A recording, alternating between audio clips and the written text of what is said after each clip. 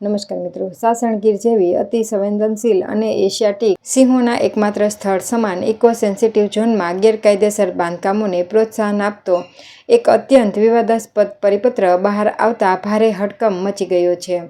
One વિભાગના સર્વોચ્ચ અધિકારી દ્વારા જારી કરવામાં આવેલા આ પત્રના કારણે પર્યાવરણવિદોમાં ભારે રોષ જોવા મળી રહ્યો છે. સૌથી ચોંકાવનારી બાબત એ છે કે ગીર વિસ્તારમાં થતા ગેરકાયદેસર બાંધકામો અને નિયમોના ઉલ્લંઘનનો ગંભીર મુદ્દો હાલમાં ગુજરાત હાઈકોર્ટ સમક્ષ વિચારણા હેઠળ છે.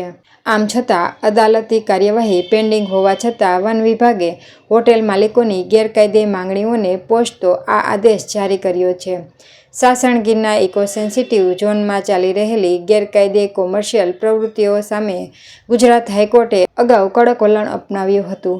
હાઈકોર્ટની ફટકાર બાદ તંત્ર દ્વારા 387 જેટલી ગેરકાયદે હોટલો અને રિસોર્ટ સામે સીલિંગ તેમજ ડિમોલેશનની કડક ઝુંબેશ શરૂ કરવામાં આવી હતી. આવી પરિસ્થિતિ વચ્ચે ઉગ્ર મુખ્ય વન સંરક્ષણ વન્યજીવ ડોક્ટર જયપાલ સિંહે હોટલ માલિકોની માંગણીઓ સામે નમતું જોખીને જિલ્લા કલેક્ટરોને પત્ર લખ્યો છે. આ પગલું અદાલતના આદેશોને બાયપાસ કરીને ગેરકાયદે દબાણોને પાછલા બારણે મંજૂરી આપવાનો કાળો ખેલ હોવાનો આક્ષેપ થઈ રહ્યો છે. મળતી માહિતી મુજબ સાસણ ગીર હોટલની એસોસિએશનને વન મંત્રી સાથેની બેઠક બાદ રજૂઆત કરી હતી કે રિસોર્ટ અને હોટલમાં બનતા open reception, swimming pool, open kitchen, gym, store room અને ફેબ્રિકેશનના બાંધકામોને મુખ્ય બાંધકામની મર્યાદામાં ન ગણવા.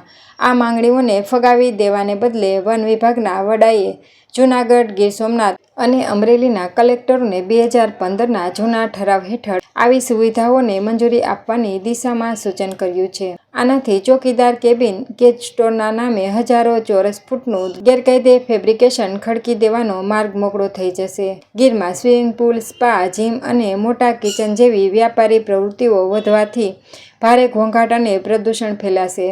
આ પરિસ્થિતિ સિંહોના શિકાર અને તેમના પ્રજનનકાળ પર અત્યંત માઠી અસર પહોંચાડી શકે છે. એશિયાઈ સિંહોનું રક્ષણ કરવાને બદલે વન વિભાગ હોટેલિયર્સની કમાણી વધારવા કામ કરી રહ્યું હોય તેવી સ્થિતિ સર્જાઈ છે. વનપ્રેમીઓ અને પર્યાવરણવિદોએ માંગ કરી છે કે આવા વિવાદાસ્પદ પરિપત્ર તાત્કાલિક અસરથી રદ કરવામાં આવે.